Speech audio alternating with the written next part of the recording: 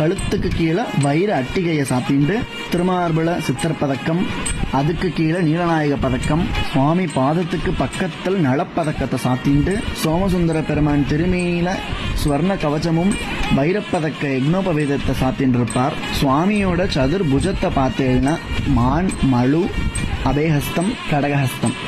இதுல ஒரு ஆச்சரியமான விஷயம் என்னன்னு பார்த்தேன்னா, சோமசுந்தர பெருமான் திருக்கல்யாணத்துக்கு எழுறப்போ அவ கடகஹஸ்தத்துல ஒரு பஞ்சபுஷ்ப செண்டு இருக்கும், அதாவது பூச்செண்டு இல்ல புஷ்பச்செண்டுன்னு சொல்லுவா. அத்தனையும் சுவாமி நமக்காக சாத்திண்டு கைலாயத்திலிருந்து மதுராபுரிக்கு வரார். 33 கோடி தேவர்கள், ரிஷிகள், ஞானிகள், வேதங்கள், உபனிஷதங்கள் எல்லாம் பார்க்கிறான். அவ்வளவு அழகா பரம சௌந்தரியமா காமகலா ஸ்வரூபமா இருக்கார் சுவாமி. கண்பட்டுட கூடாதுன்ட்டு திருஷ்டி போட்டு வச்சாலாம். காஞ்சன மாலை திருக்கல்யாணம் அன்னைக்கு மட்டும் திருஷ்டி போட்ட வச்சு இன்னி வரைக்கும் ஃபாலோ பண்ணிட்டு இருக்கா.